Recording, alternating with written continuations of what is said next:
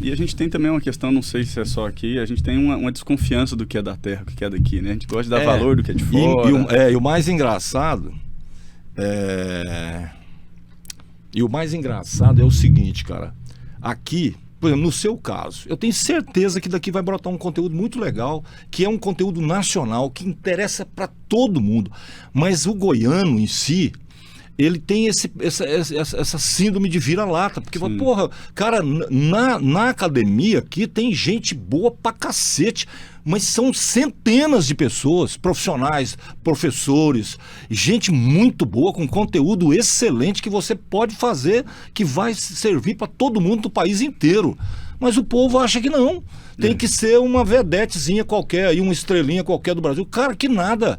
Tem muito professor aqui em Goiás, dando aula na Federal, na Católica e tal, não sei o quê, que são pessoas absolutamente...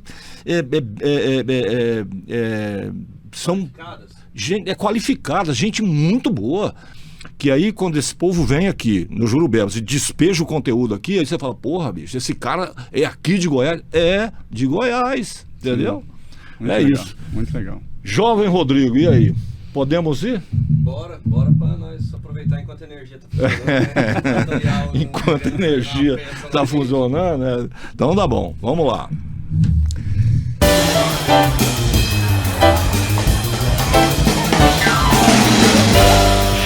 Jurubebas? Sim, Jurubebas, o pior e o melhor podcast do mundo.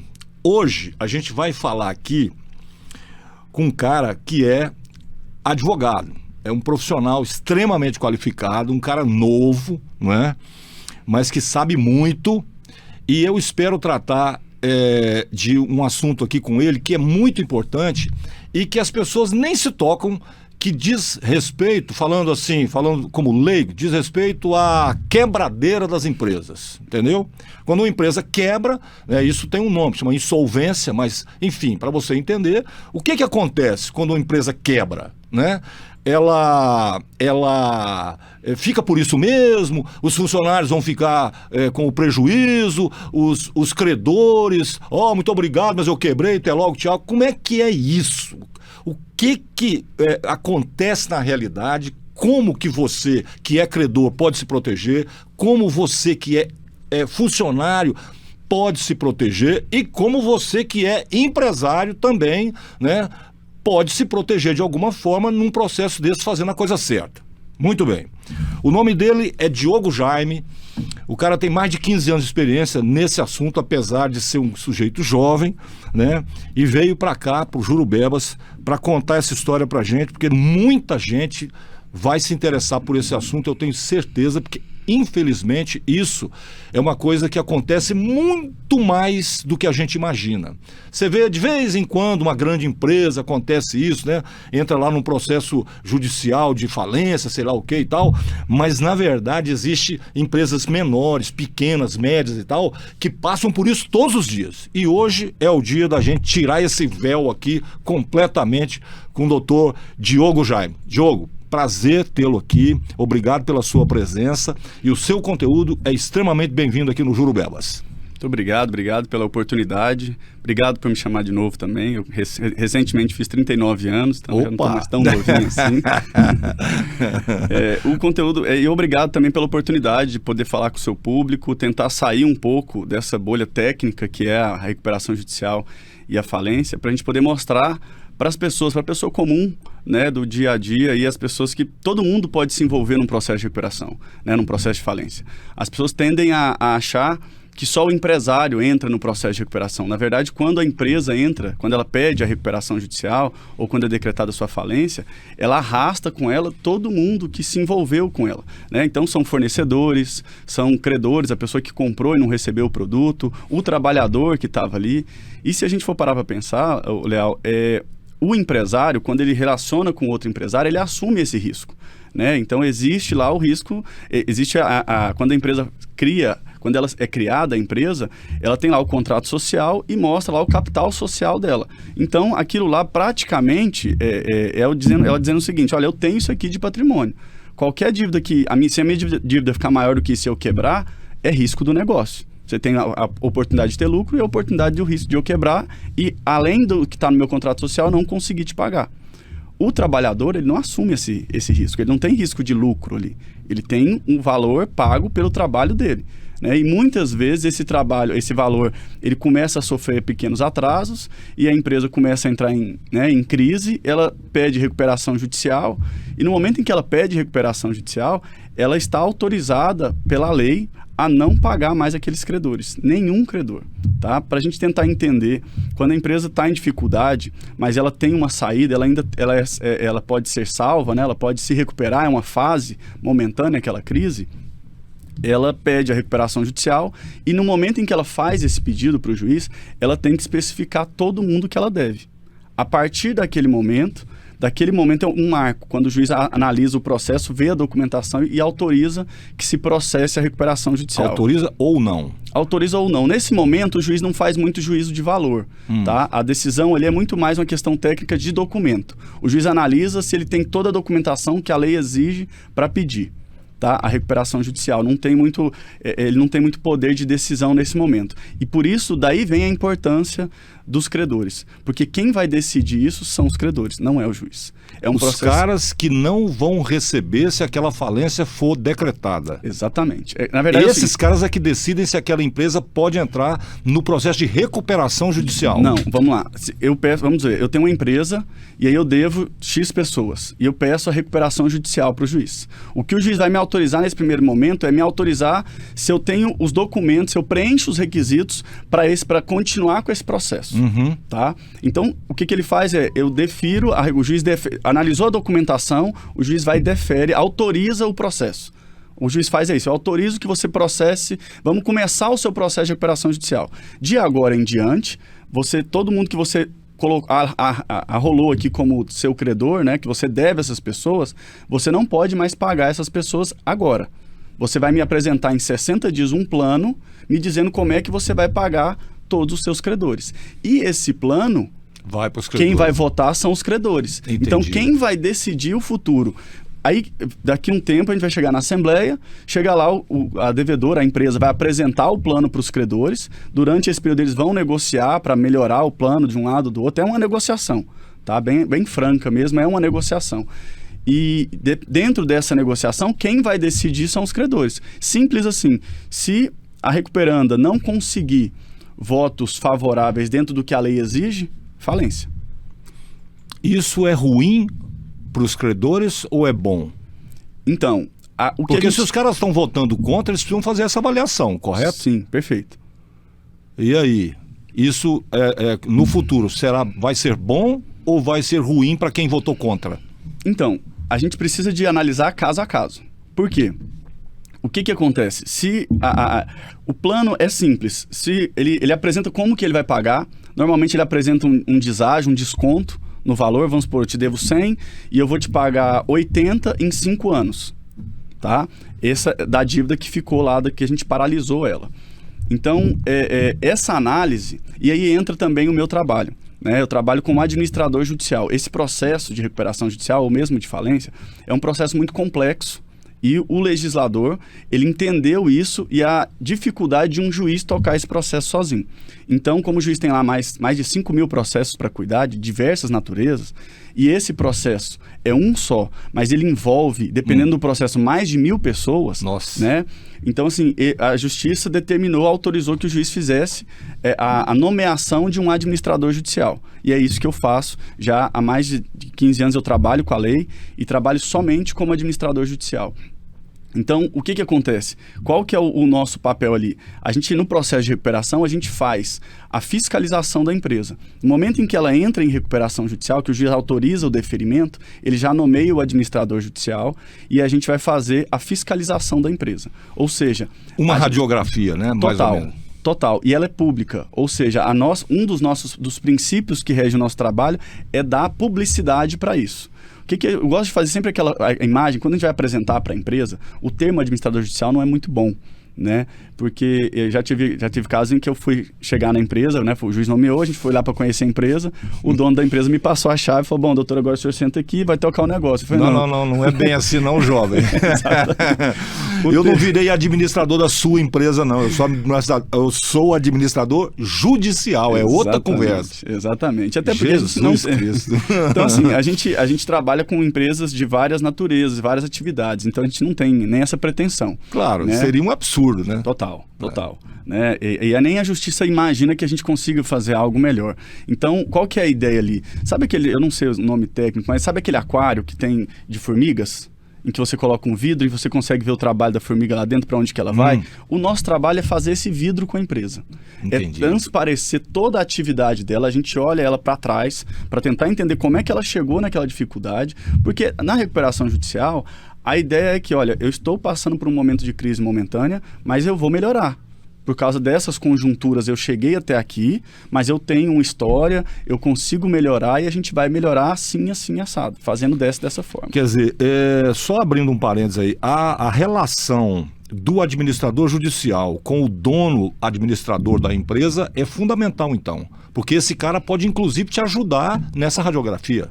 Se ele for uma pessoa honesta, se ele está imbuído de uma coisa honesta, nesse caso ele pode te ajudar, ou você se mantém assim, fala, não, eu tenho o meu protocolo, vou seguir o meu protocolo independente do que eu vou ouvir aqui na empresa. Como é que funciona isso? Na verdade, assim, ele tem a obrigação legal, dentre as, vamos dizer, o deferimento do processamento, ele dá um respiro para a empresa, que é o que a gente chama de stay period. Nada mais é do que um período de suspensão das execuções. Né? Então, dívida. Lembra que eu falei que ele não poderia, por lei, ele não pode pagar mais ninguém que estava vencido ali? Então, assim, a ideia... Esse é um baita de um refresco. Exatamente. Então, quando você está...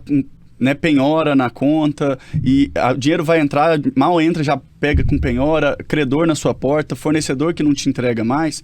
Então, suspender isso aí dá esse respiro para ele. Então, ele tem essa possibilidade de renegociar as dívidas. A ideia desse respiro é que você não permita que ninguém pressione ele mais do que outro credor, para que você crie um ambiente propício para a negociação. Né? Você entender que todos os credores são importantes para você, porque eles vão votar o seu plano. Também é interessante pensar também do lado de quem está em dificuldade, o que você vai fazer é entregar a sua empresa na mão de todo mundo que você deve.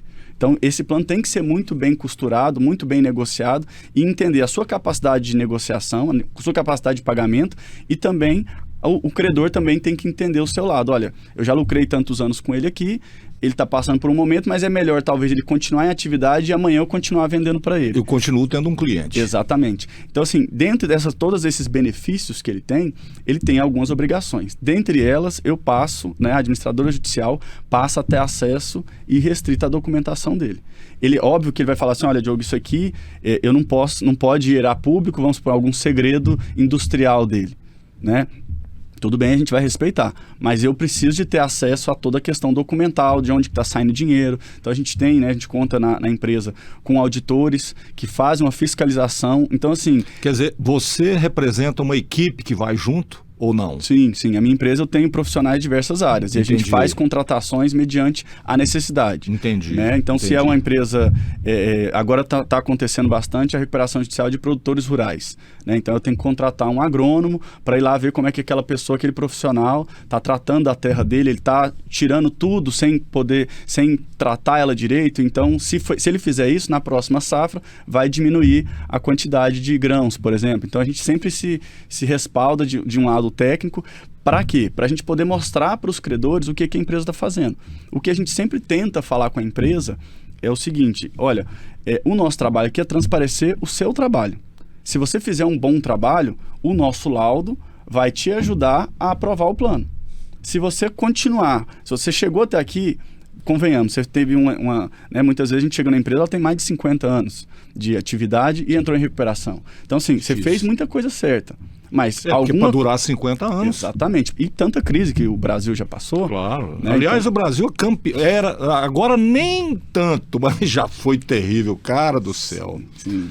E, Nossa Senhora. E isso trouxe uma resiliência muito grande aos nossos empresários. Sim. Né? Aqui é o seguinte...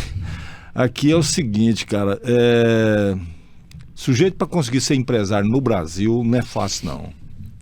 Realmente é um... Não é fácil de jeito nenhum, porque, cara, vou falar uma coisa para você. Quase tudo é contra a atividade. É um negócio muito louco, sabe? Como é que pode isso? E essa visão não muda. Aliás, isso é um outro tema que eu quero discutir aqui no Jurubebas. Você gosta de Jurubeba, né? Aliás, é a primeira vez que acontece, a gente tinha que registrar, né? O convidado, por si só, vai ali na Jurubeba e se serve. Olha só que legal. Porque muita gente acha, nossa, Deus me livre. O povo tem medo da Jurubeba, né? Mas eu gosto muito de Jurubeba. E assim, não tem um podcast aqui que eu não quando termina, principalmente, eu começo a comer jurubeba, quando eu vejo, já acabou. Eu aprendi a comer jurubeba com a minha mãe. Minha mãe adora. Então, nesse nosso introito da conversa aqui, uma resposta você já me deu, que era, cara, como é que você consegue fazer isso? Assim, 2 empresas ou 3, se o juiz vai lá e te nomeia, né, e tal, você já falou, a minha empresa tem pessoas e tal, acontece, então você está preparado para poder fazer mais de uma administração judicial por vez ou não? Sim. Certo. Ah, bom. Então eu falei, cara, como é que pode? O cara sai de uma frutaria, vai para uma indústria química, sai da indústria, vai para um laboratório, não sei das quantas, vai para um podcast. Não é fácil, mas enfim. Outra coisa interessante que você falou aí, que eu quero dedicar aqui um tempo exclusivamente para isso, essa questão do produtor rural. Cara, muito produtor rural tá insolvente. Por que está acontecendo isso? Tal, daqui a pouco a gente entra especificamente nisso. Porque eu quero reservar um tempo só para isso, né? Não só por a gente estar numa região extremamente, que essa atividade é extremamente importante e significativa, não é só por isso, porque isso interessa em qualquer lugar do país também, né? Perfeito. Por outras razões até. Mas, bom, então, voltando a pergunta que eu te fiz, que deu origem a todas as suas falas até aqui. Por que um credor votaria contra, sabendo que se aquela empresa falir realmente, sem essa possibilidade, ele corre o risco de não receber nada? Porque quando a empresa fale, o juiz não deu certo, ninguém aprovou e tal, tá reprovado o plano, e aí? Aí a empresa vai para onde? Ela vai ser vendida? Como é que funciona isso? E se isso traria melhores oportunidades para aqueles credores, por exemplo?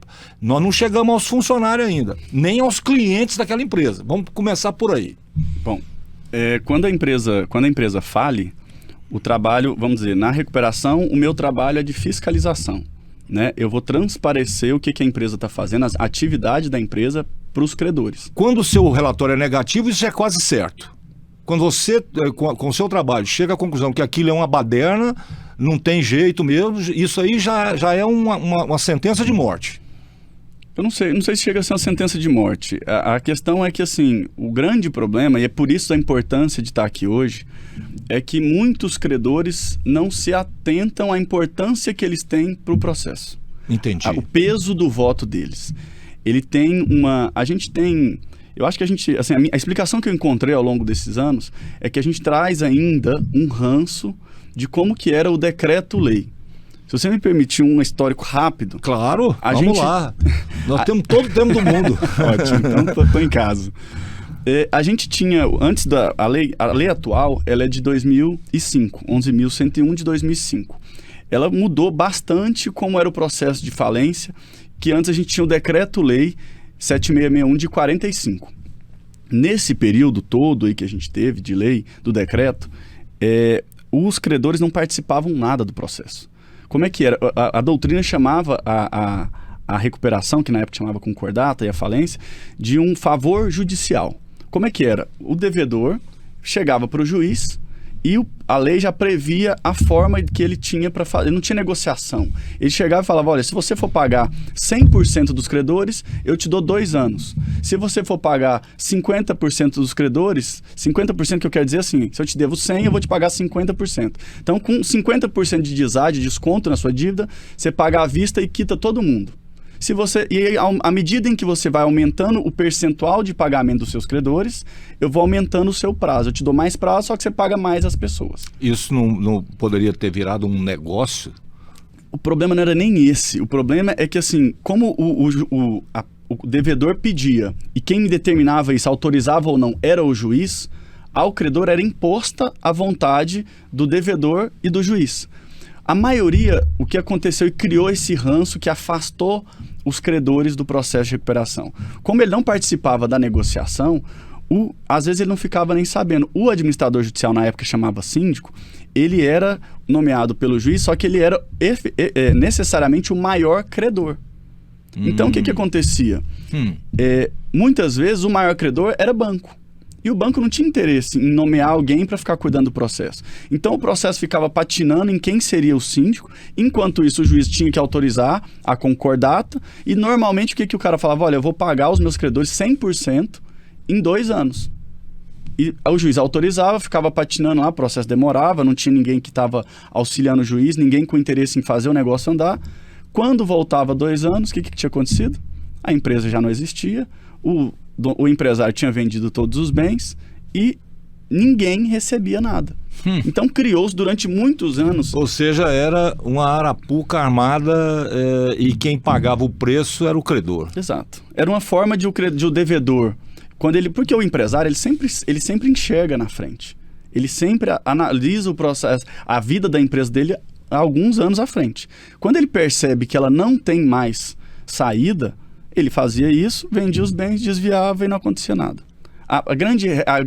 Vamos dizer, o que aconteceu durante muitos anos foi isso. Por isso é que eu disse aqui, será que essa lei aí não provocou um negócio, surgimento de um negócio? Porque isso virou um negócio, então. Né? Era uma forma tipo assim, eu não vou, assim, vai quebrar, então eu ainda vou sair bem nesse troço. Vou fazer isso, depois vendo tudo, não sei o que e tal, e lá na frente abro outra empresa. Assim, o que eu acho importante deixar claro... Que era o decreto anterior, né? Sim. O que eu acho importante deixar claro é que, assim, falir não deveria ser um problema. Falir faz parte da experiência do empresário, né? Ele não pode ter uma faca no pescoço que ele não pode errar, né? A gente tem grandes exemplos aí de empresários de renome mundial, como Donald Trump mesmo, que faliu algumas vezes, não foi uma nem duas, e até ele acertar o negócio, aprendeu, né? Mas é uma outra cultura, né? Então, assim, o importante é que, assim, o problema, quer dizer, é que quando alguns empresários, não todos, óbvio, quando eles começam a perceber que a empresa vai quebrar, ele começa a desviar patrimônio. Aí é errado, aí é crime. Entendi. Né? Então, o empresário pode tentar um negócio, não dá certo por N razões. Vamos supor que você tinha uma empresa de máquinas digitais, tirava foto. De repente alguém inventou a máquina digital. Você vai fazer o quê? Você não tinha dinheiro para fazer a tecnologia, mudou. Tá aí a Kodak, né? Que não nos deixa mentir. Exato. Então, assim, nós temos vários exemplos de negócio. Todos os dias nós temos exemplos de negócio aqui, né? O brasileiro, ele é um grande empreendedor. Só que muitas vezes ele faz isso com feeling, com sentir que aquilo vai dar certo. Ele não faz um estudo. Sempre quase assim, né? Então, assim, ele não faz um estudo de mercado, de custo, de despesa, né? A gente tem várias empresas hoje que são grandes patrimônios, né? Grandes empresas que eram empresas familiares aqui no estado mesmo, e que se tornaram empresas multinacionais e que começaram porque alguém empreendeu lá atrás por uma oportunidade de negócio. Isso acontece. Muitos dão certo, muitos também não dão certo. Isso não deveria ser um problema desde que você não desvie o patrimônio, né? Voltando aqui para o nosso caso, então, assim, no decreto, a gente não tinha uma participação efetiva do credor. O que ele tinha na cabeça, o que a gente plantou na cabeça do credor se ele pediu falência, eu não vou receber mais nada. Entendi. O conhecimento do processo era mínimo e recebimento, então, era zero. Só que agora é totalmente diferente. Agora é muito diferente, porque agora você tem um agente que é nomeado pelo juiz, ou seja, alguém da confiança do juiz, que vai fazer aquele processo andar. Se vai pagar ou não, é outra história, porque nem sempre a empresa tem dinheiro. Às vezes a empresa não tem patrimônio, é uma empresa prestadora de serviço. Ela vivia da prestação de serviço, ela não tinha muitos patrimônios, quebrou, vai vender o que se tem e vai pagar. Faz parte, como eu disse, faz parte do risco do negócio você quebrar, né? Você não ter sucesso em algum... A gente já teve casos em que a empresa tinha muito patrimônio, porque ela tinha crédito a receber, por exemplo, de um ente federal ou estadual, mas demorava a receber, ela não tinha a gordura, estrutura para queimar, para garantir o pagamento dos funcionários, por exemplo, naquele período. Ela quebrou, devendo, sei lá, R$1 milhão, tendo 3 para receber do Estado. Entende? Só que o Estado tem um outro ritmo de pagamento, de procedimentos internos para pagar, e aí ela não teve a estrutura para bancar a empresa durante esse período até que acontecesse o recebimento. Mas assim, o que eu estou querendo colocar é que assim, a gente desde 2005, essa chave do processo de insolvência, de recuperação e de falência mudou. Né? Como eu disse aqui, a gente passou a ter em vez de ter o administrador judicial, um credor, que muitas vezes o maior credor não tinha interesse, às vezes o próprio devedor criava um crédito para que o maior credor fosse alguém conhecido e tal, e facilitasse o trabalho dele, enfim, nomeou-se um terceiro. E quando a lei criou essa figura, ela criou a possibilidade de ele se profissionalizar, que foi exatamente o que nós fizemos. Então, assim, a gente tem um nome a zelar, a gente entra num processo e a gente tem que cuidar para que aquele processo seja bem zelado, seja transparente, porque a gente quer continuar fazendo aquele serviço. A minha empresa, no caso, a Dux Administração Judicial, a gente tem muito orgulho de dizer que nós somos a única empresa, especificamente de recuperação judicial, que a gente tem ISO contra 37001, contra suborno e corrupção. Então a gente faz esse controle porque a gente está vendendo a imagem do judiciário. Não isso é aí importante é o tal do compliance, né? Que para você deve ser extremamente importante e patrimônio, né? Porque isso é um patrimônio. Sim. Esse ISO aí é um patrimônio, um baita patrimônio. Sim, e assim, é algo que dá muito trabalho e muito orgulho pra gente também. Com certeza. Né? Por sermos de Goiás, por ser a primeira empresa, eu acho que do Centro-Oeste nós fomos a primeira empresa especializada em administração judicial e a gente está sempre tentando inovar. Como que a gente vai trazer mais credibilidade para o processo? Como é que a gente vai trazer os credores? Então, a gente sempre tenta criar esse canal de comunicação, porque, como eu disse, no Decreto-Lei de 45, o credor não apitava em nada. Ele simplesmente recebia ou não o crédito dele. Só que como ele não sabia do processo, normalmente não recebia. Hoje em dia, ele tem esse poder de voto. A lei tentou estruturar de uma forma que, por exemplo, você fala, mas o banco tem milhões para receber e o credor trabalhista tem, às vezes, R$1.000. Pois é, mas na hora da votação, o credor trabalhista ele é separado no grupo dele.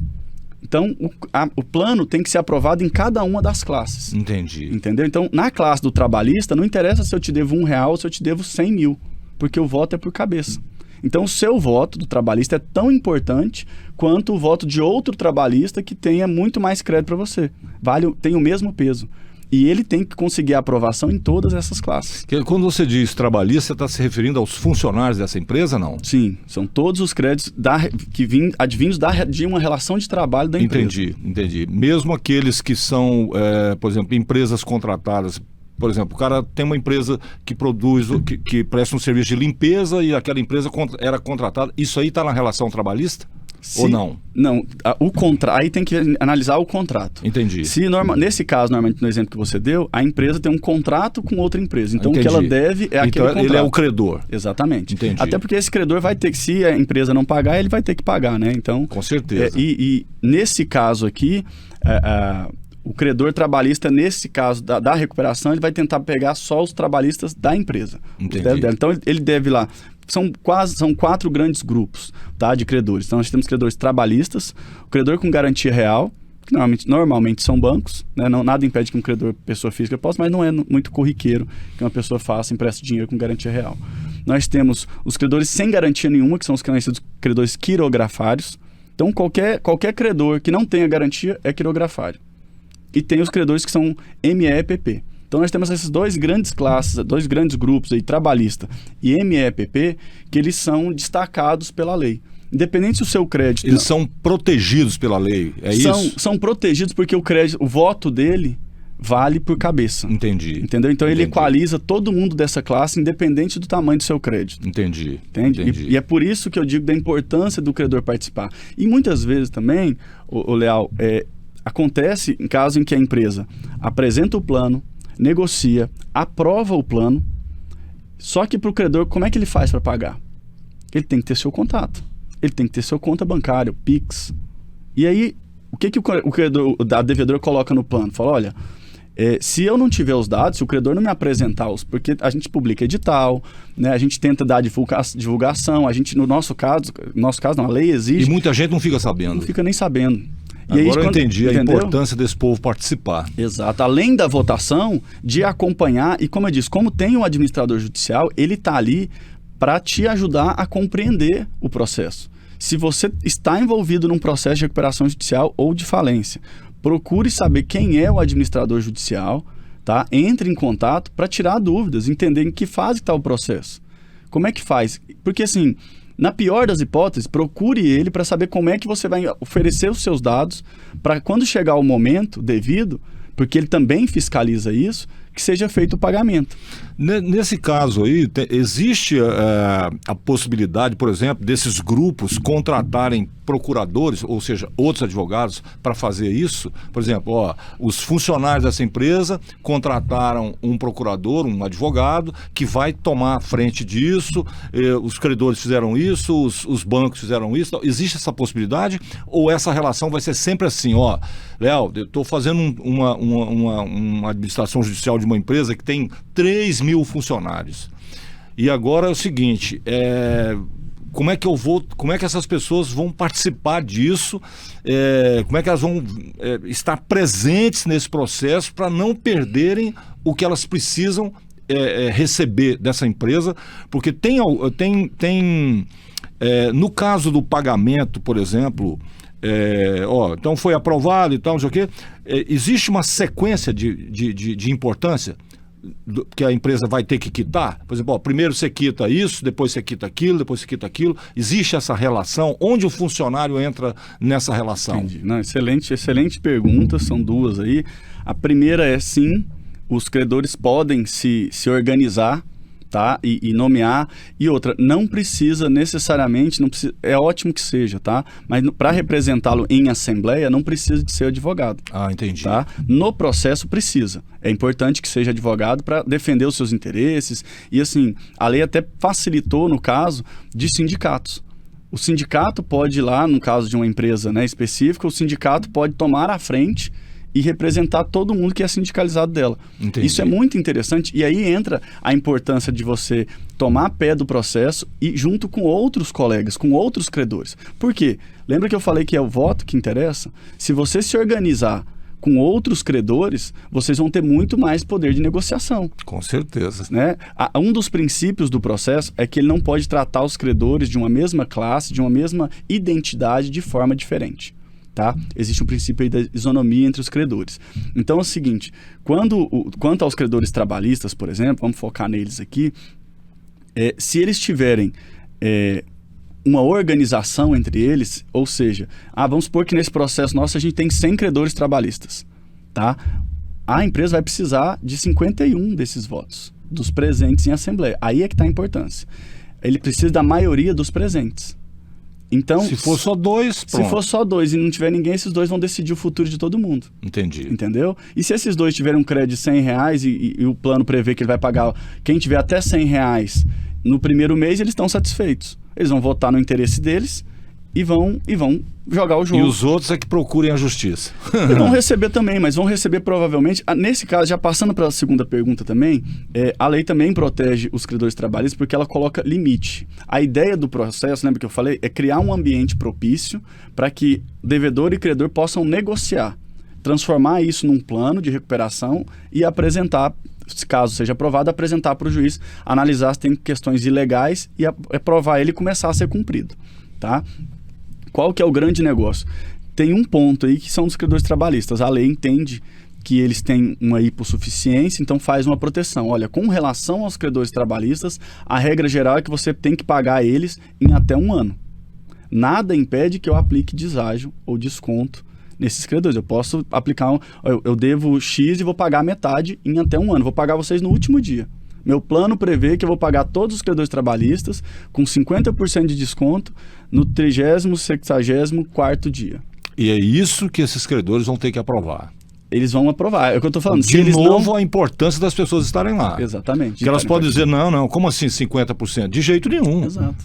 Né? Exato. Mas elas têm que estar lá.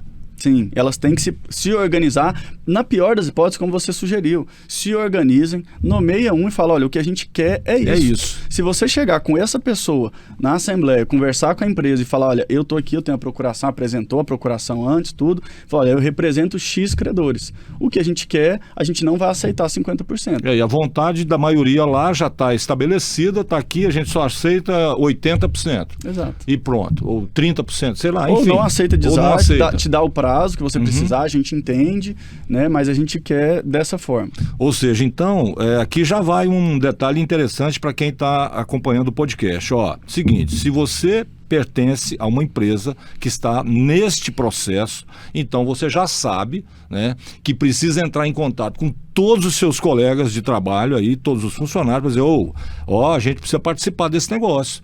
Vamos conversar com o administrador judicial que está na empresa, vamos saber dele como é que a gente faz e tal, se a gente vai organizar isso, aquilo outro, para a gente não passar batido. Porque passou batido, ou seja, se você não estiver lá, alguém vai decidir por você, né? E isso é fatal. Né? Então, assim, quando alguém toma uma decisão por você, existe uma chance de 50% dela não te agradar. Exatamente. E além disso, né, ainda que você não participe da Assembleia, mesmo que você não participe, se o plano for aprovado, né, a empresa vai ter a obrigação de quitar o seu débito. Claro, entendi. A grande questão é que normalmente é colocado no plano o seguinte: se o credor não me apresentar os dados bancários, porque o que acontece? Se ele não, depois que aprova o plano, a gente continua fiscalizando a empresa e o cumprimento do plano. Durante até 2 anos, se ele descumprir o plano, eu posso pedir para o juiz para falir a empresa.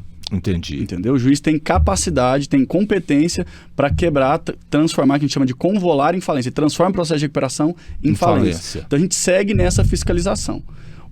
A grande questão é, eles sempre colocam no plano que se o credor não apresentar os dados bancários para que ela possa fazer o pagamento, ela não pode ser considerada que ela está em débito com o plano. Ela tem a obrigação, mas se eu não tenho como pagar, porque o credor não me forneceu os dados, eu não estou em débito, então não pode considerar que eu não estou cumprindo o plano.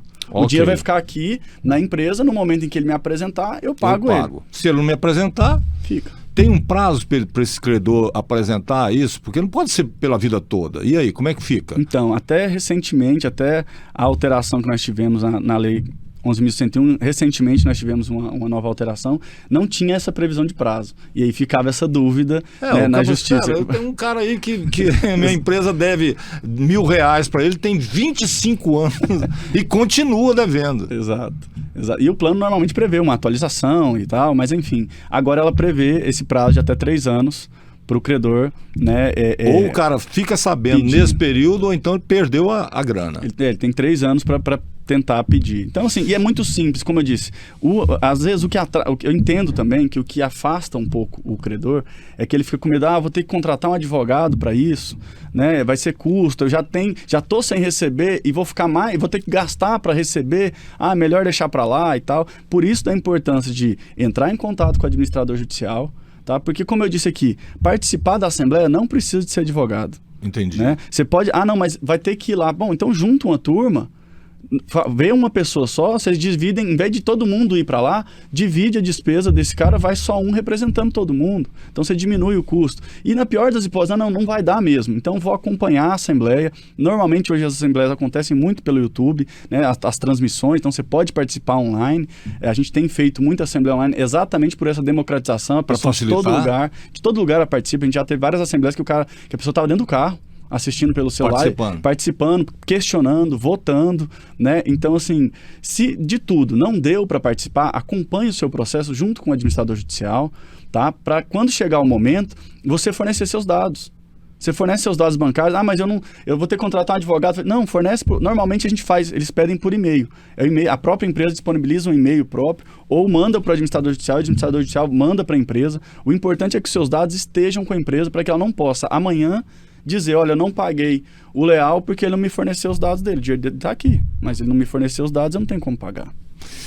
Diogo, você falou uma coisa no comecinho do nosso bate-papo aqui, e muita gente que estava acompanhando, com certeza, você mas e aí, o que significa isso? É o seguinte, quando você se referiu ao contrato social da empresa, você foi claro dizer o seguinte, se a empresa tem lá, sei lá, R$500 mil de capital social, ela é obrigada a arcar com as dívidas em relação aos credores, mas credores que eu digo, não os trabalhistas, né? Aos credores, ela é obrigada a arcar com dívidas até esse valor no somatório delas e tal, não sei o quê, porque tecnicamente o cara está dizendo, não, eu tenho esse capital social integralizado na empresa. Ok.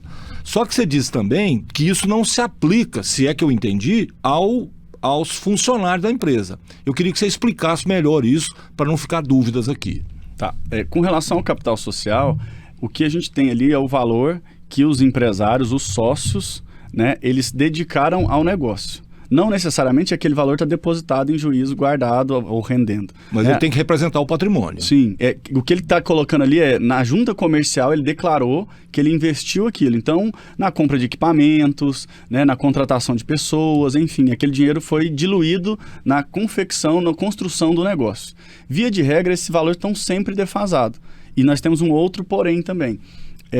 Esse valor, quando ele vai, por exemplo, num processo de falência, para eu vender isso judicialmente, normalmente o mercado paga um valor bem abaixo do valor de avaliação, porque tem o risco do negócio, né? Normalmente acontece às vezes de você comprar algo num leilão judicial e essa coisa ficar travada porque alguém questionou, o seu dinheiro fica lá parado. Então tudo isso o mercado valoriza ou não, né? Ele precifica riscos e aí normalmente um bem que no mercado vale 100, numa avaliação, numa venda judicial, ele normalmente sai por um preço mais baixo por todas essas questões. Quando eu disse que não se aplica ao trabalhador, eu disse do risco do negócio. O trabalhador, vamos dizer, a empresa, quando ela negocia com outra empresa, as duas estão buscando lucro.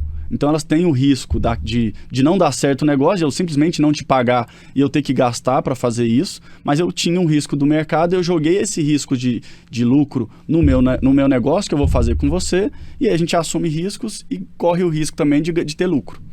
O funcionário, o que eu disse, ele não assume esse risco. Claro. Ele vai trabalhar o que tiver que fazer, o que você colocar ele para fazer, o que você contratar ele para fazer, ele vai fazer e ele vai ganhar o salário dele. E ele tem que receber. Exatamente. Então, assim, ele não tem o risco de amanhã ficar milionário trabalhando, porque ele vai ter o risco de ganhar o salário que você combinou com ele. Tem gente que acredita que vai ficar milionário.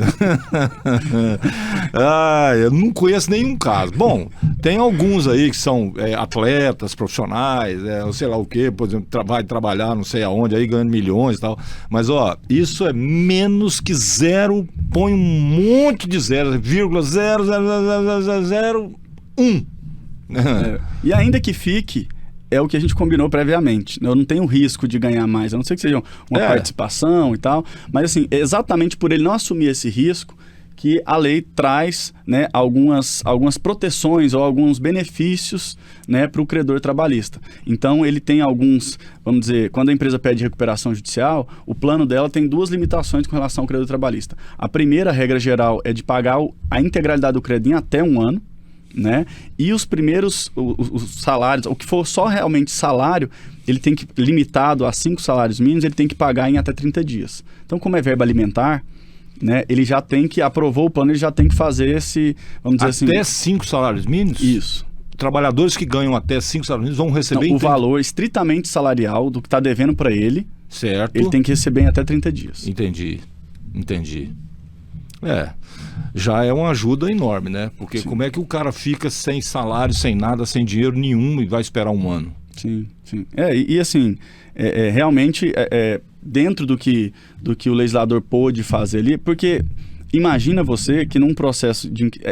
cada caso é muito específico. Porque, por exemplo, num caso de, como eu disse antes, de prestação de serviço, uma empresa dessa que presta serviço de limpeza em grandes empresas, então ele tem 500, 1.000 funcionários. A força de trabalho dele é só funcionário. Se você falar para ele que ele tem que pagar até 5 salários mínimos em 30 dias, ele não dá conta. Entende? Mas também não tem jeito do legislador pensar em cada caso. Com certeza. Então, assim, se fosse assim, estava enrolado, né?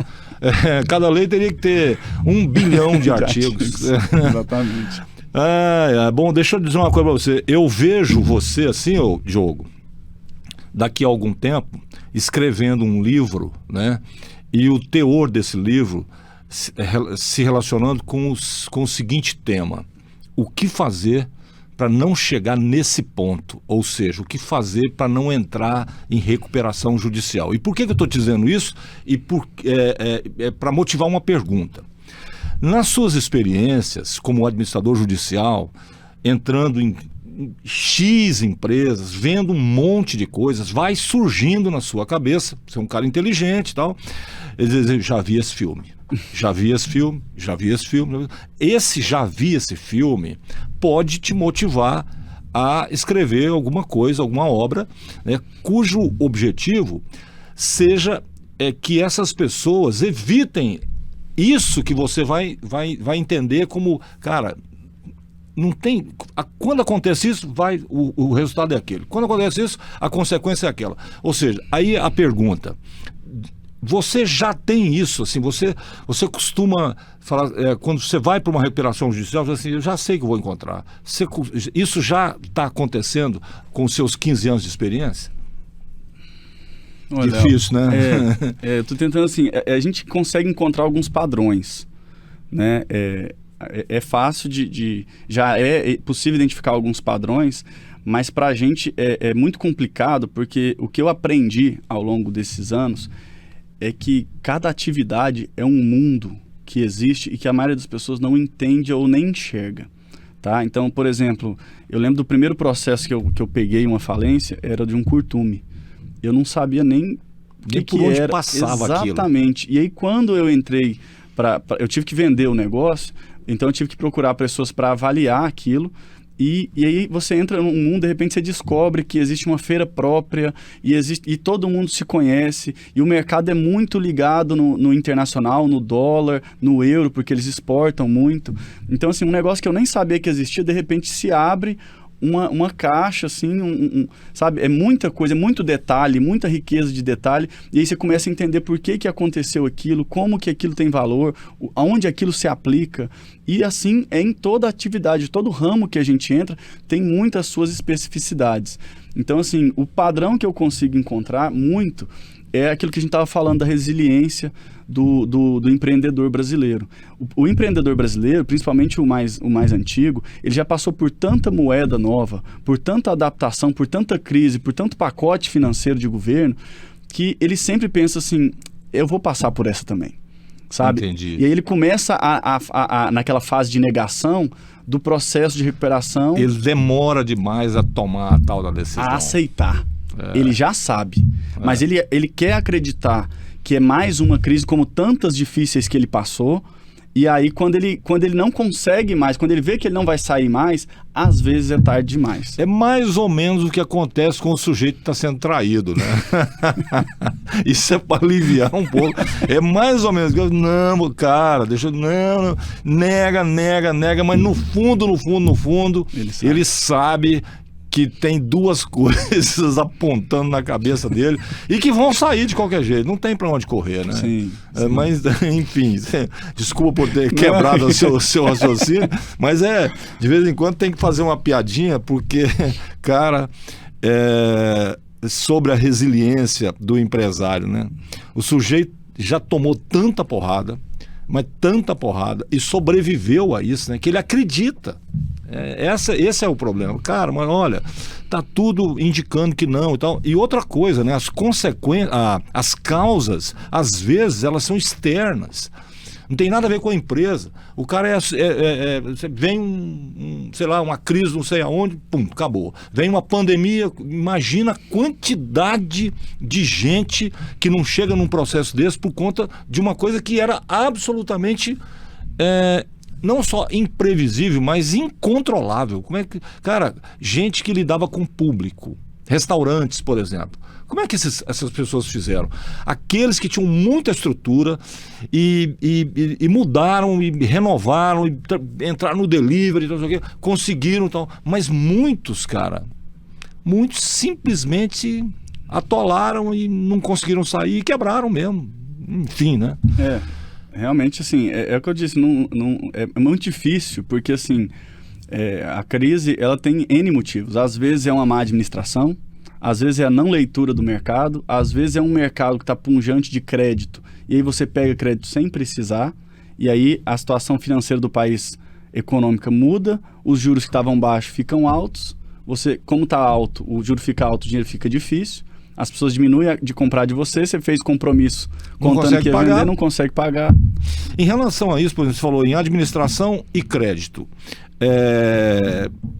Assim, você, nesse caso aqui, administração e crédito, você consegue, hoje, com toda a sua experiência, assim, ó, X% crédito, X% má administração. Ou você continua dizendo, Léo, não dá para falar isso, não dá para afirmar isso, porque você não tem ideia da pluralidade desse universo aí, dos motivos que levam a empresa à falência. A questão é que eu acho que não dá para colocar em percentual, porque é tudo junto. Porque uma coisa a má administração leva à aquisição de crédito caro e desnecessário. Voltamos ao chifre, né? Exato. Voltamos. Mas por quê? Essa é a pergunta, é a clássica. Cara, por quê? Calma, deixa eu te falar. Se eu pegar os 10 últimos anos de relacionamento, ou os 2, eu posso dizer para você os 455 motivos que levaram você a tomar esse chifre. Olha, quando eu digo você, eu estou me referindo a homens, mulheres e todos os gêneros, né? Porque não é só o homem que toma chifre, nem a mulher que toma chifre, nem nada. São todos os gêneros. Agora, os motivos não nascem de um dia para o outro, não. E assim é uma empresa. Foi isso que ele quis dizer. Só estou aqui para essa imagem ficar na sua cabeça, porque aí você não esquece nunca mais. Só a imagem, né? Não o chifre. Só a imagem. Bom, então vamos lá para uma coisa que eu prometi aqui, que é um negócio que me chamou a atenção, sabe? Quando surgiu a proposta da gente bater esse papo com você, essa coisa rural, eu falei, uai, mas como assim, cara? Essa insolvência aí de produtores rurais. Eu queria que você desse uma aula sobre isso, né? E começasse do começo. Primeiro, na sua opinião, por que está acontecendo isso? E segundo, que você descrevesse isso, porque no caso do produtor rural, a gente tem que entender que existe o pequeno, o micro, pequeno, até o cara grandão, porque o cara grandão é uma empresa, esse já tá muito bem servido, vamos dizer assim, né? Porque isso, se você levar em consideração que nós estamos falando de uma indústria de uma indústria que tem a importância que o agronegócio tem, insolvência no meio rural é um negócio muito sério, né? É muito sério, porque diferente das empresas, o produtor rural, ele está com todo o estoque dele de uma vez e normalmente ele não tem, a variedade que ele tem é mínima. Por safra, normalmente é uma só. Então, se tem um problema de mercado... Pronto. Ele não tem assim... normalmente na empresa ela tem vários produtos, cada produto ela tem a margem e tem a sazonalidade dele. Nessa que está ruim ou deu algum problema no fornecedor dele, eu me garanto com os outros, né? O produtor rural, ele não tem essa possibilidade. Pelo menos a maioria esmagadora, né? Pelo menos a maioria. Então, assim... e também é uma parte do nosso mercado que está ela é muito dependente do financiamento, né? Do financiamento de grandes empresas que fazem a antecipação de compra, então, e que bancam a produção do ano seguinte. O que aconteceu no produtor rural? No produtor rural nós temos uma situação que juridicamente ela criou um debate muito grande e muito interessante, porque o produtor rural, ele não é... Lembra que eu falei lá no comecinho, para pedir recuperação, o juiz, a empresa tem que apresentar os requisitos mínimos, né? Para o juiz autorizar o início do processo. Exatamente. Então, no caso deles, um desses requisitos é que o requerente do pedido seja empresário, né? No caso do produtor rural, ele é um caso diferente na nossa legislação, porque ele não tem que se registrar na junta para ser empresário. Se você começar a trabalhar, fazer atividade, né, começar a ser empresário e não se registrar, você é um empresário irregular.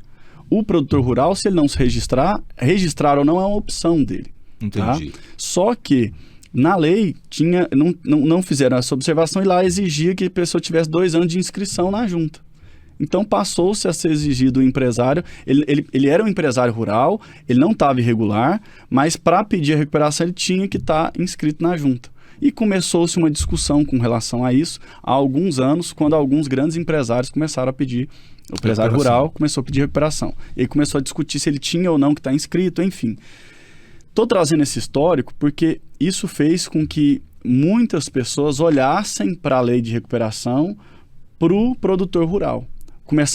O produtor rural começou a vislumbrar na lei de recuperação a possibilidade de salvaguardá-la em um momento de crise, como faz com todos os outros empresários, né? Nesse momento, aí eu vou dar a opinião, tá? A gente teve uma grande pressão, muito lobby no Congresso, e o que aconteceu? A maioria dos contratos que são firmados no agronegócio, eles estão de fora da recuperação judicial. A recuperação judicial, ela tem algumas exceções, alguns tipos de contratos que não entram nela, não fazem parte dela. Tá?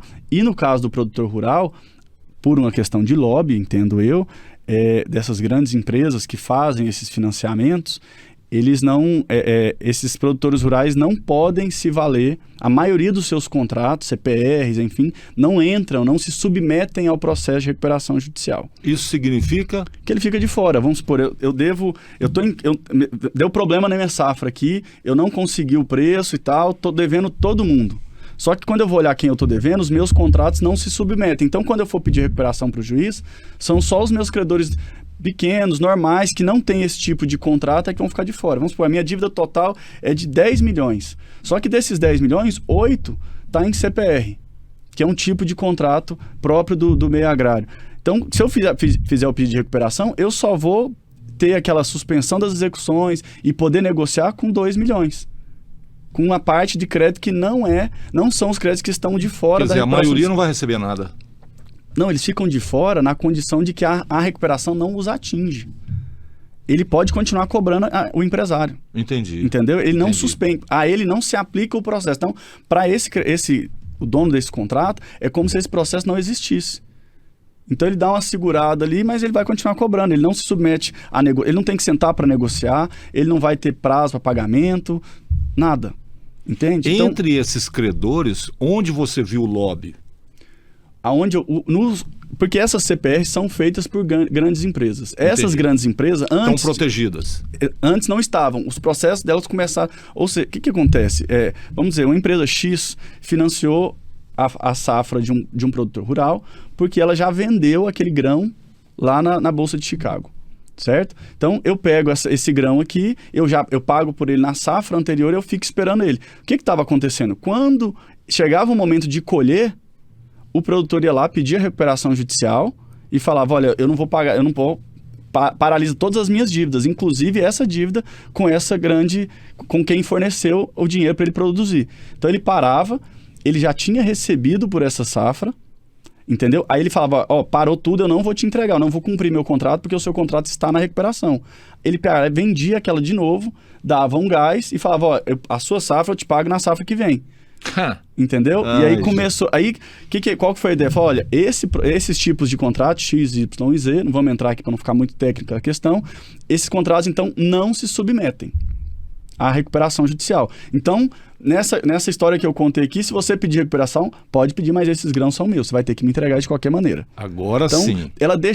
Por um momento, ela deixou de fazer sentido para o produtor rural pedir, por causa de uma alteração que nós tivemos na lei para proteger esse tipo de contrato. A justificativa, vamos ser justos aqui também, né? A justificativa de quem eu estou dizendo que fez o lobby, a justificativa era...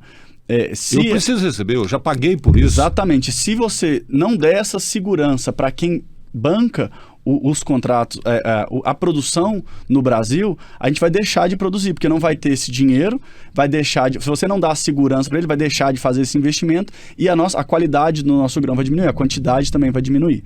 Então a gente tem, né, alegações para os dois lados. A grande questão é que quando fizeram essa mudança, eles colocaram lá a possibilidade, uma exceção para esses créditos entrarem em caso de quebra de safra. E é o que está acontecendo atualmente. Por isso que a gente está vendo tanto falar. Então, assim, a gente teve uma pequena onda, como diria o Lula, uma marolinha lá atrás, com relação aos pedidos de recuperação judicial de produtores rurais, né? E aí a gente teve a mudança da lei. E aí isso diminuiu, porque para que eu vou pedir recuperação judicial se os meus maiores credores não vão se submeter? Eu não vou conseguir sentar na mesa com eles para negociar. Né? Então, porque eles estão fora desse processo. Eles estão fora desse processo. Não se submete, eu não imponho, eu não trago eles para dentro para a mesa de negociação. Ou seja, o lobby conseguiu isso, mas o lobby não conseguiu ficar fora em caso da safra quebrar. Exatamente. Na verdade, ele previu, porque até acho que, salvo engano, os próprios contratos deles já previam isso. Né? Em caso de quebra, o que vai fazer? Vamos supor, você está com a safra risco, lá, né? Exato. E tem seguro também, né? Mas enfim, como tem essa previsão de exceção, aí agora, de fato, como nós tivemos, né, em alguns lugares muita água, em outros lugares muito seco, então aí está agora o produtor rural pedindo novamente, em alguns casos, a recuperação judicial e comprovando. Ele tem que comprovar que, de fato, houve quebra de safra. Entendi. Entendeu? Quando ele consegue comprovar, ele consegue pleitear ou pedir para o juiz para trazer todos esses contratos que, na regra geral, ficariam de fora, eles trazem eles para o processo de recuperação judicial para sentar à mesa e negociar também. Por isso a gente está vendo. Né? Então a gente está uma mistura, a previsão de quebra de safra permitir trazer esses contratos para a recuperação judicial e em alguns lugares no país, né, de fato, a gente teve quebra de safra. Agora, quando acontece a quebra da safra e o produtor pede a recuperação judicial, nesse processo, esse cara está correndo risco de perder a terra dele? Tá. Assim como o dono da empresa está correndo risco de perder a empresa dele. É aí que eu queria chegar. Ou seja, então, a quebra de safra é o risco do cara que investiu, a empresa que financiou aquela safra. Esse cara ele vai ter a garantia de que com a recuperação judicial ou no processo de recuperação judicial ele vai receber aquilo, mesmo que o pagamento seja a própria terra daquele produtor. Sim, eu não sei se dizer exatamente a própria terra, porque normalmente, às vezes, essa terra já está em garantia para outro tipo de dívida. Nossa! Né? Então, assim, o que eu acho importante deixar o recado aqui para o pessoal... E se tiver como garantia, ela está protegida? Depende. Na recuperação judicial, o que vai tentar é salvar o negócio. Se quebrar, aí a gente vai vender e pagar os credores na ordem legal. Entendi. A lei prevê qual que é a ordem de pagamento, tá? E aí, independente se tem garantia ou não, a gente faz... Ou seja, esse produtor, quando ele pede a recuperação, nesse caso especificamente, a recuperação judicial pode ser a salvação da pátria, então.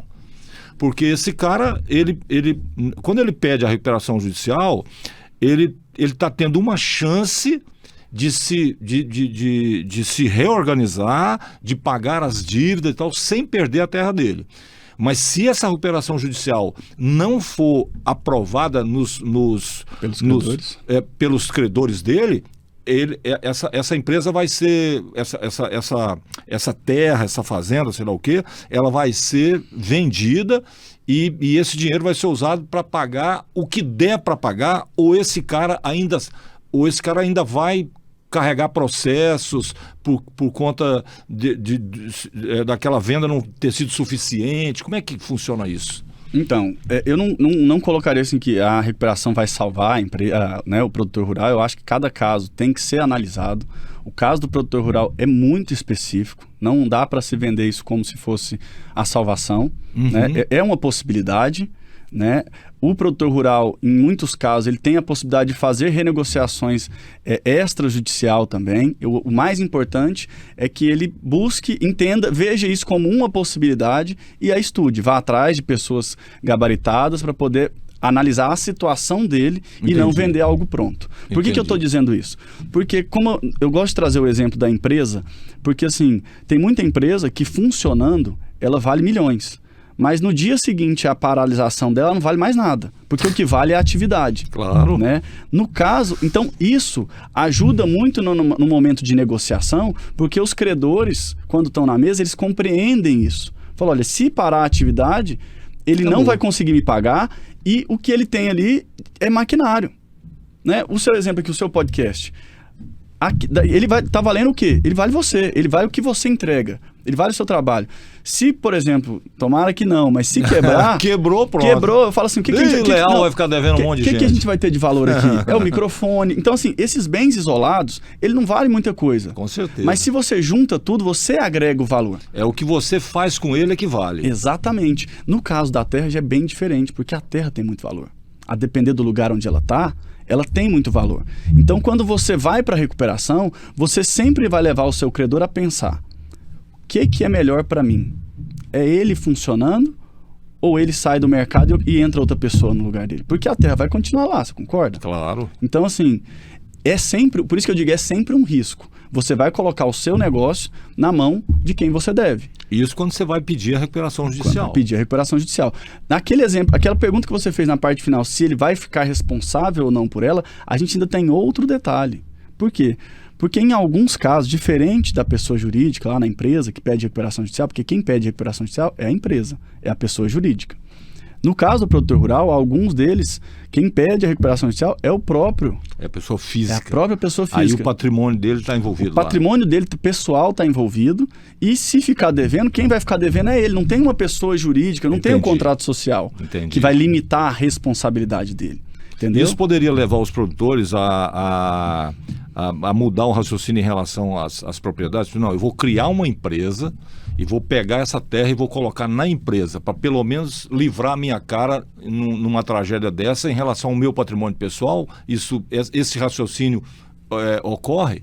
Eles têm esse raciocínio, eles têm esse conhecimento. A questão muito mais é questão tributária, né? Porque eles têm alguns privilégios tributários para fazer a atividade em nome próprio. E eles têm que criar uma empresa para pedir a recuperação judicial. Aquele problema que eu disse, o que se solucionou foi: ele pode criar a empresa um dia antes de pedir, não tem que criar 2 anos antes. Entendi. Entendeu? Entendi. Mas ele cria a empresa e normalmente ele cria a empresa, mas não transfere a atividade para ela, ele continua a atividade no nome dele. Entendi. Entende? Então, assim, como você colocou, para as grandes empresas, isso não é um problema, as grandes empresas rurais, porque eles já têm CNPJ, já têm a atividade toda regulamentada com contador. Então, quem entra de fato é a empresa. No caso do médio, do menor, ou independente do tamanho, quando entra a pessoa física, aí ele tem que entrar para resolver o problema, porque vai entrar, se acontecer de quebrar, vai se comunicar todo o patrimônio dele, porque é a pessoa física que está pedindo recuperação judicial. Esse problema no meio rural, ele está agora, nesse momento, ele está localizado específico. Por exemplo, a gente sabe que no sul do Brasil você teve lá um problema de chover demais e a safra do arroz sofreu, tal, não sei o quê. Mas na nossa região, centro-oeste aqui e tal, ele está localizado nessa região? Tem muita gente passando por isso nessa região? Tem porque assim, a gente teve um boom esse ano de recuperação judicial no produtor rural no nosso estado. Então, assim... Teve um boom esse ano? Sim. Eu não vou lembrar agora de cabeça, mas assim, se a gente for trazer um aumento, eu lembro, eu estou tentando, vou chutar aqui, tá? Vamos dizer, no ano passado a gente deve ter tido, sei lá, 10 processos de recuperação judicial de produtor rural. Esse ano, a gente está em abril, já deve ter tido 20. Nossa, até mais em que abril. dobrou. Até abril. O ano passado inteiro contra... ou seja, ainda falta quase 2/3. Sim. Então, assim, 2/3. E não tem... E como a gente está falando de safra, não tem tamanho. Tá? Tem processos muito grandes, como médios, pequenos. Então, assim, tem de todo tipo de complexidade, todo tipo de... tem pivô, não tem pivô, todo tipo de capacidade produtiva foi afetada por essa última safra. Ou seja, essas pessoas, todos aqueles que pediram a recuperação judicial, no caso da aprovação dessa quando você vai para uma administração de uma propriedade dessa, ela vai passar por isso de novo, ela vai passar pela aprovação dos credores, do mesmo jeito. Mesma forma, mesma lei, mesma regra. Da mesma forma. Mesma divisão de classes. E aí esse produtor, ele tem que provar que houve quebra de safra. Tem. Porque se ele não provar... Na verdade, ele não tem que provar para pedir a recuperação e nem para aprovar o plano. Ele tem que... A quebra de safra... A importância dela é para trazer aqueles créditos que, via de regra, não entrariam. aqueles contratos, lembra que eu falei da CPR? Então, normalmente eles ficam de fora. Entendi. Então, se ele comprova... O ideal é trazer os contratos todos para dentro da recuperação judicial. É porque senão, como a maioria dos contratos, a maioria das obrigações deles são feitas com contratos que estão hoje de fora, pela regra geral, se ele não trouxer esses contratos para renegociar, a recuperação judicial dele vai ficar capenga. Porque numa parte ele vai ter que continuar pagando, cumprindo com a obrigação dele conforme o contratado, enquanto a outra ele vai estar negociando. Então, assim, é um risco muito grande. Se você não trouxer todo mundo para a mesa, para mim não parece que seja justificável. Você arriscar a sua empresa toda, sendo que você vai ter que continuar cumprindo a tal qual está contratado os seus maiores contratos, enquanto você vai trazer para a mesa os contratos que não pesam tanto para você. Entendi. Então, a quebra de safra é importante não para fins de conceder ou não a recuperação, mas para trazer, para possibilitar trazer... todo mundo para negociação. Todos esses contratos que ficariam de Porque fora. se você não fizer isso, a grande maioria do volume das suas dívidas, você vai ter que pagar de qualquer jeito, porque ela não vai fazer parte daquela recuperação judicial. Perfeito. Aí você dança do mesmo jeito. Perfeito. Entendi. Uma outra coisa que chama muito a minha atenção, que pode ser que seja uma bobagem, mas enfim, por que a gente escuta de vez em quando, ou vê na mídia, tipo assim, alguém pediu a recuperação judicial da empresa tal, ou alguém pediu falência da empresa, sem ter sido a própria empresa. Isso é possível? A falência sim, a recuperação não. Ah, entendi. Tá? Agora eu entendi a diferença. A recuperação, a própria empresa é quem pode pedir. Entendi. Tá? Tá, quando um credor, então, aí eu entendi assim, só credores ou funcionários ou relação trabalhista, qualquer um pode pedir ou tem que existir um motivo? Por exemplo, um banco tem lá não sei quantos de crédito de uma empresa e tal, ou qualquer um outro credor, ele pede a falência da empresa. Quando isso acontece, a defesa pode ir para o rumo da recuperação judicial? Pode. Perfeito, perfeito. Bom, qualquer um pode pedir, desde que esse crédito seja maior, superior a 40 salários mínimos. E aí você pode juntar vários credores, por exemplo, vários credores trabalhistas. Criar um conjunto e eles pedirem a falência. Juntou, deu mais de 40, eles podem ir lá e pedir a falência da empresa. Eles pedindo a falência da empresa, a empresa pode, sim, responder, né, se defender dela pedindo a recuperação judicial. Tá? O que a gente gosta sempre de fazer, nesse ponto aí, de fazer um alerta, é o seguinte: lá no decreto também, voltando um pouquinho no decreto, algumas empresas tinham o costume ou buscavam pressionar a empresa como forma de pagamento, de receber o crédito, pedir a falência. O que eu estou querendo dizer? Ao invés de eu entrar com execução, eu cobrar o meu crédito, eu entrava com falência. Isso é ruim para o mercado, é ruim para você, né? E eu não queria, na verdade, te falir. Eu sabia que, vamos supor, eu tenho uma dívida de 50 mil reais contra a Petrobras. Aí eu vou lá e peço a falência dela. Justifica? Não. A gente sabe, porque o pedido de falência é quando a empresa está insolvente. Ou seja, ela deve mais do que ela tem de patrimônio. E o juiz pode entender isso e falar, não, como assim? Não, mais do que isso.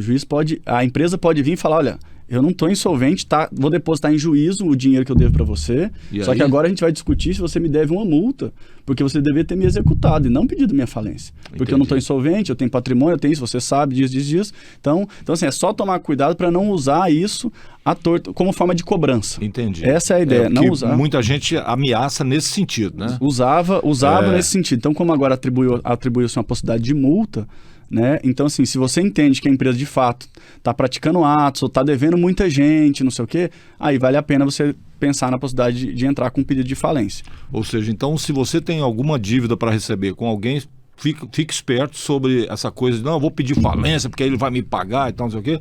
Você pode tomar um processo por conta disso e ficar muito mais caro do que a sua própria dívida. O recado é esse. É isso. Você falou sobre essa nova lei, né? Quer dizer, nova lei não. Você falou da mudança do que a lei de falência era um decreto lá de 45, né, e tal. E aí nós temos uma nova lei a partir de 2005. Tá. Em relação a essa nova lei de 2005, eu estava dando uma olhada no release assim, sobre a nossa conversa e tal. Ele falou que da possibilidade de uma reforma desse negócio, né? Como é que está aí? Você está participando? O que essa reforma pretende? O que pode melhorar? Enfim, eu queria que você desse aí botasse luz em cima disso. Bom, a gente tá Viu falando... como é que essa conversa aqui vai longe, cara? Ótimo. E eu sou atento pra caramba. Tô vendo. Isso, perfeito. A gente tá falando, então, do PL3 de 2024. É recente, é desse ano. É um projeto de lei que foi apresentado pelo governo federal. E, bom, eu tenho severas críticas a ele. Eu acho que é uma das poucas vezes que eu vi um projeto de lei receber... Tão burro. É uma crítica unânime. Na verdade é o seguinte, vamos lá, vamos ser justos aqui. O projeto de lei nasce com uma ideia, tá? A ideia é bonita, a ideia é boa. O que acontece? Eu acho que ele só mira no problema errado.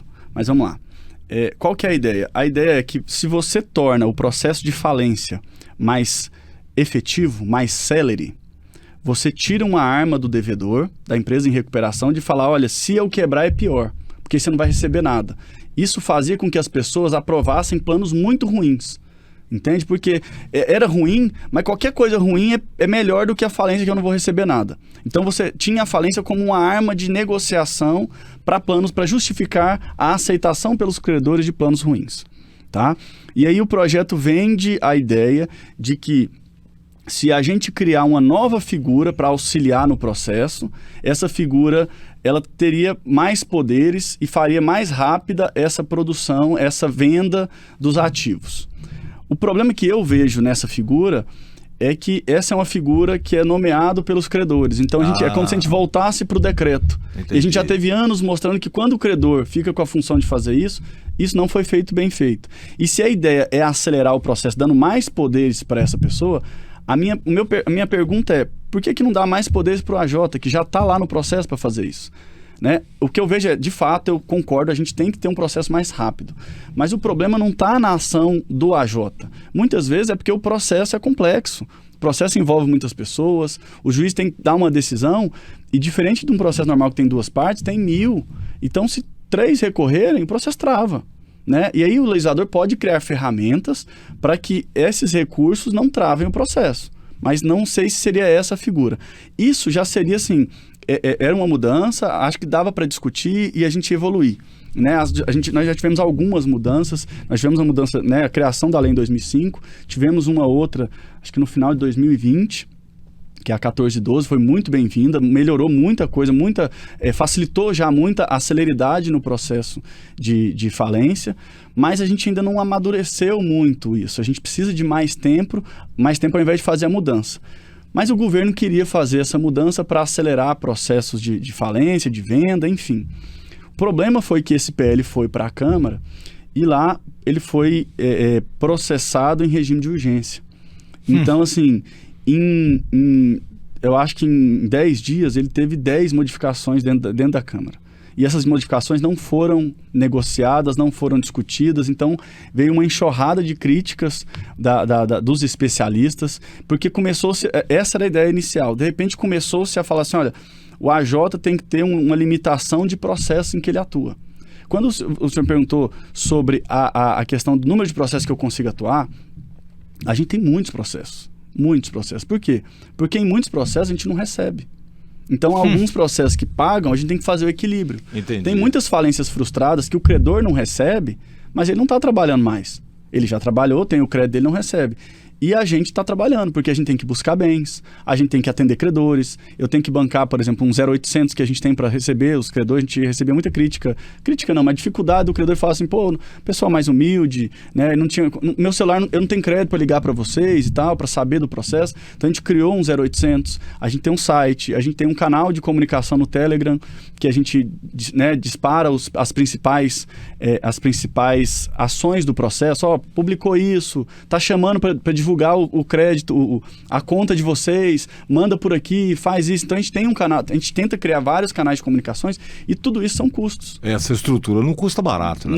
Não. E assim, e como eu falei para você da ISO, a gente tem por princípio o seguinte, se a gente aceitou um processo, independente se a gente vai receber ou não, se o juiz nomeou a gente vai lá e tem um prazo. A gente vai dar o nosso melhor sempre. Então, assim, independente se o processo vai bancar a gente, vai pagar ou não vai, se a gente aceitou, a gente vai ter que fazer. Por quê? Como eu disse, a gente trabalha só com isso. Então, e o meu, vamos dizer assim, quem me nomeia é o juiz. aquele processo em que eu vou ter que bancar ele... E quando o juiz nomeia, você não pode dizer não, né? Posso. Pode? Posso. Eu tenho 48 horas para aceitar ou não o encargo. A questão ali é que quando a gente aceita, e eu sei que eu não vou receber, a minha ideia é, olha, eu vou mostrar para o juiz o meu trabalho, ele vai conhecer o meu trabalho, claro. E numa outra oportunidade que tiver algum processo, ele vai me nomear também, vai me dar a oportunidade também. A gente precisa de mostrar o trabalho. Claro. Né? Então, assim, quando o projeto fez uma modificação pela relatora, e limitou ele, acho que a primeira era 2, depois virou 3, e agora acho que são 4 processos com o juiz. A questão a matemática simples que a gente fez se a gente pegar todos os processos, vamos colocar só de São Paulo, porque é onde a gente tem mais, a jurimetria está mais avançada. Se a gente pegar todos os processos de falência e recuperação e dividir ele, a gente não tem administrador judicial por tanto de processo que existe. Foi a primeira coisa que eu pensei. Entendeu? Então, pega os zilhões de processos pelas dezenas de administradores judiciais. Não vai dar. Não, e outra... Vai ser impossível cumprir a lei. Aí você poderia argumentar assim, não, mas aí a gente vai criar mais administradores judiciais. Eu falo, sim, mas qual a especialização? Porque se ele não tem dinheiro para investir em bons profissionais, lembra que eu falei aqui, olha, quando eu vou para o rural, eu tenho que contratar um agrônomo.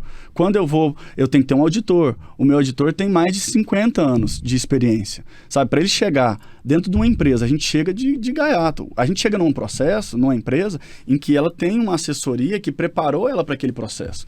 Para a gente mexer e tirar o que a gente chama os esqueletos dos armários, a gente tem que ter muita experiência e mexer bastante. E isso precisa obviamente, de investimento, né? Dar essa transparência exige gastos, existe investimento, tecnologia. Por exemplo, quando começou a pandemia, a gente estava com muitos processos andando. E antigamente as assembleias eram presenciais, a gente alugava um espaço, telão, microfone, tudo presencial, tá? E a gente começou a desenvolver, a gente já estava antes desenvolvendo um sistema próprio para fazer essa assembleia online. Quando veio a pandemia, o nosso sistema estava funcionando. Durante a assembleia, a gente realizou mais de 30 assembleias, sem gasto nenhum para ninguém. E qual que era a ideia? A ideia foi o que eu falei, se a gente vai receber ou não, a ideia é tratar todos os processos com tudo que a gente tiver de melhor. Então, se a gente vai dar essa condição para essa empresa, a outra pequenininha que não tem nada vai ser a mesma condição, vai ser o mesmo sistema, mesma tecnologia, mesmos profissionais trabalhando. Então, assim, a nossa ideia é aceitamos o cargo, vamos fazer o máximo que a gente puder para dar transparência, para assegurar que o Poder Judiciário não seja utilizado como manobra para uma coisa ou para outra, entendeu? E para isso a gente precisa, para mim, um dos grandes... E aí eu posso estar falando, defendendo em causa própria, mas assim, para mim uma das grandes virtudes do processo da alteração foi de fato a criação de um profissional que é especializado para gerenciar aquele processo. Porque eu auxilio Até porque o juiz... é impossível para o juizado fazer isso. Exato. Isso aí, o cara, fora de brincadeira, eu costumo dizer o seguinte, eu só tenho 2 neurônios, mas um fala com o outro. Não é possível que alguém não tenha esse entendimento. Mas, cara, você acha que o juizado vai conseguir fazer isso? Vai, mas em anos e anos e anos, porque não tem estrutura para atender desse jeito. Então, assim, é óbvio que a figura do administrador judicial, ela veio para somar e resolver, né? Porque agora você bagunçar esse coreto, cara, não dá para entender. Eu consigo entender o seguinte... O sujeito se elege deputado, certo? Federal, tal, senador, o deputado estadual, o vereador, sei lá o que e tal.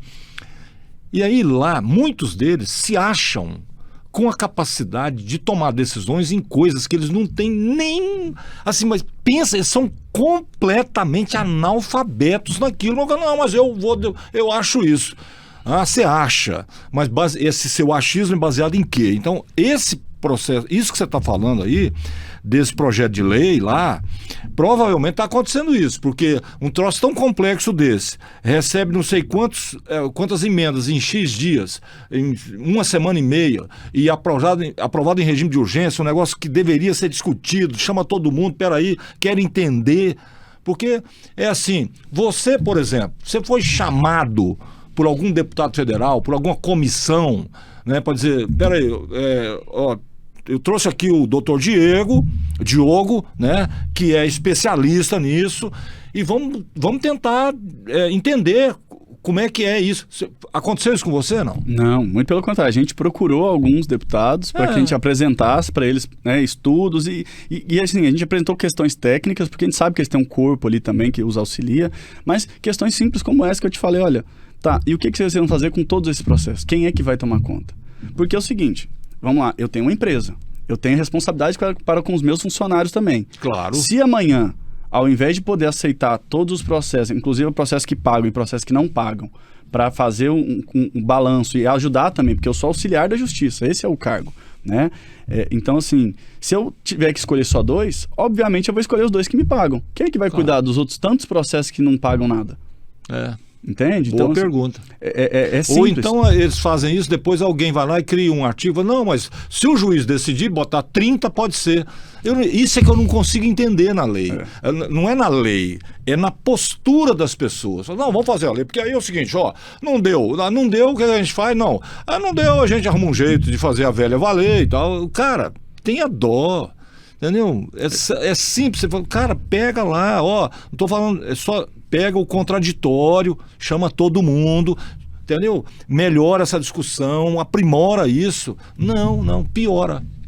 Assim, há uma esperança agora, porque foi aprovado no Congresso, né, na Câmara dos Deputados dessa forma, e aí ele chegou agora, só que eles modificaram tanto o projeto, que era do governo, né? Foi de iniciativa do governo executivo, do Poder Executivo.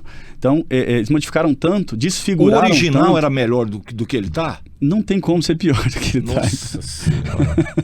Então, assim, do jeito... Tanto que, assim, o original, ele traz... Só que o original, a ideia dele era a ideia... Assim, se ele não tivesse tocado em regime de urgência, os debates provavelmente transformariam ele em algo melhor. Claro, tá? Claro. Existe só que ele foi aprovado em regime de urgência, não teve debate. Então, assim... seria engraçado se não fosse trágico, né, que a gente diz. Mudou tanto que a relatora, quando ela estava lendo no plenário, o assessor dela teve que interromper ela no meio da leitura porque ela estava lendo o errado. Já tinha tido outra mudança enquanto ela estava lendo. Jesus. Suspenderam. Bom, enfim. Bom, mas vamos para a parte boa, né? Há esperanças. O projeto foi Nem tudo está perdido. Tudo está perdido. O projeto foi agora para o Senado.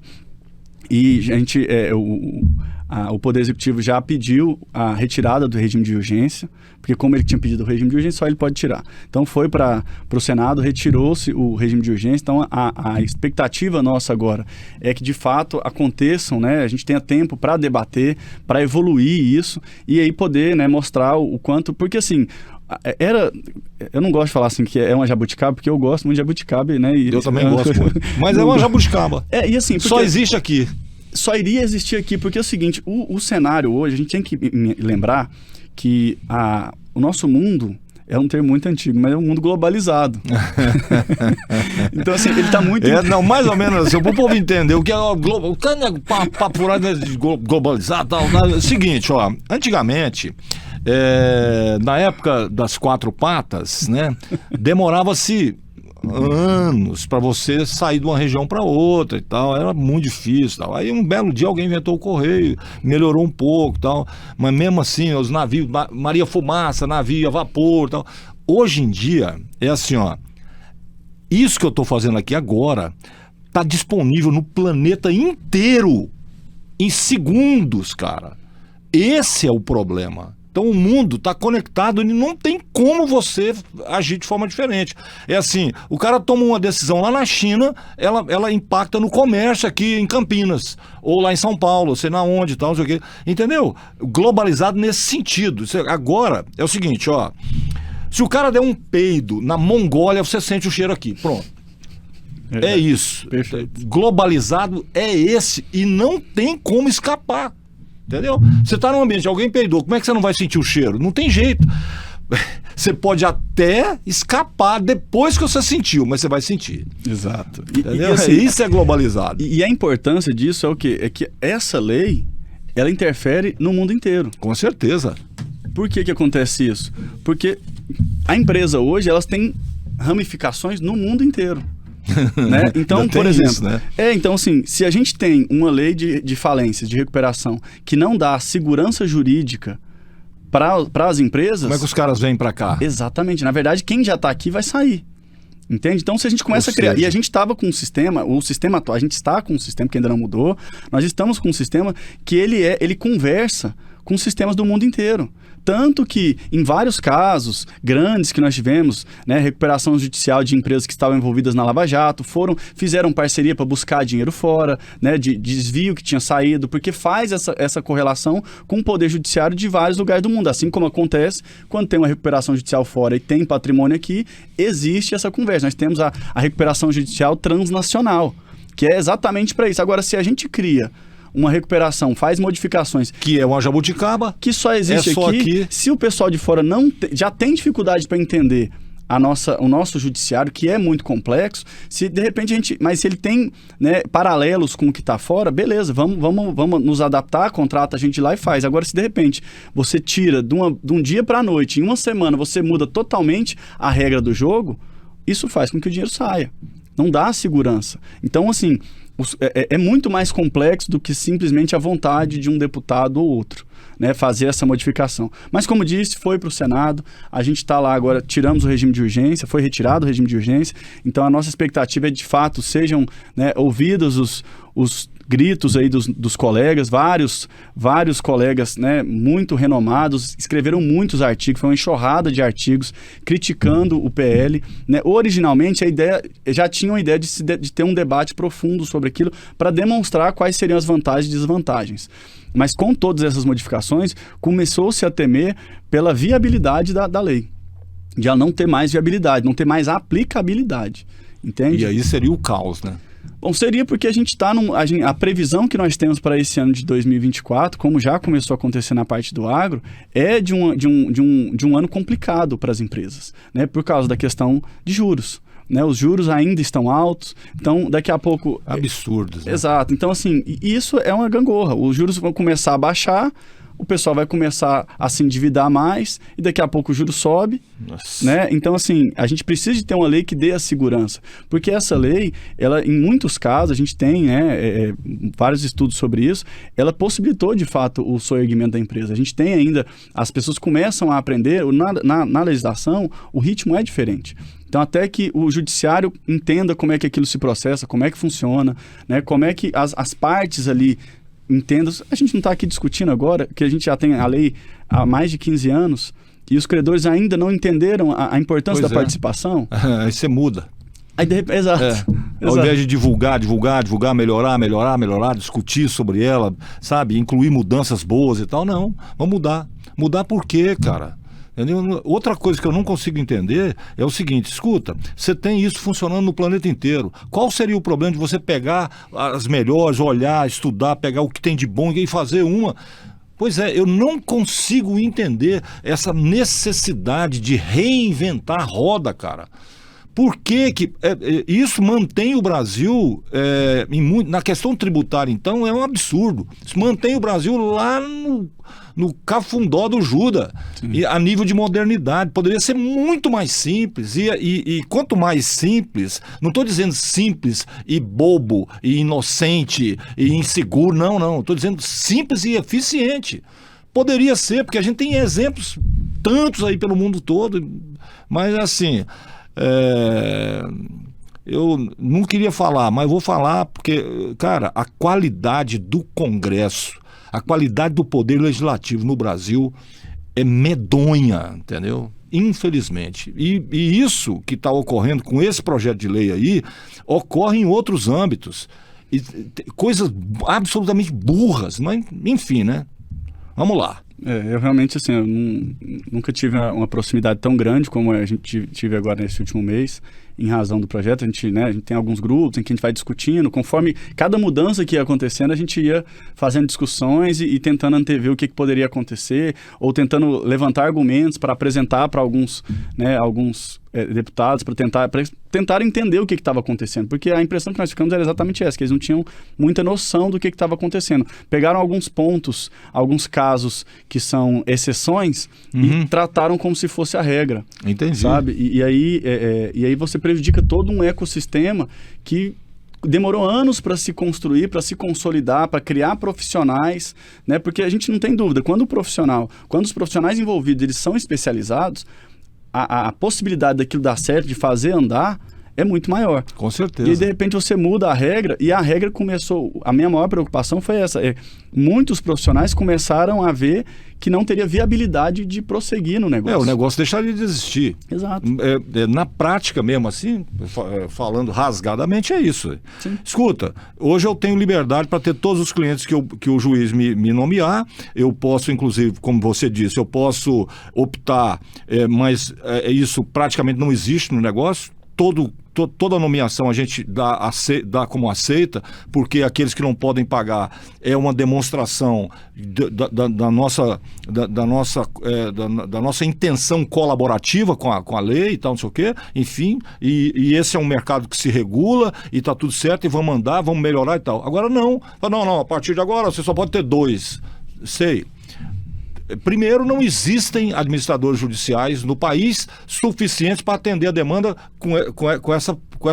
dessa forma. Não tem cabimento, né? Tipo assim, monta 1.000 seleções brasileiras, todas não tem jogador suficiente para isso. Você tem jogador pra caramba, mas a maioria não tem condição técnica, então, isso aqui para atuar numa seleção. Então, começa por aí, né? É a mesma coisa que você, não, vamos montar 1 milhão de centros de cardiologia avançada no Brasil. Perfeito.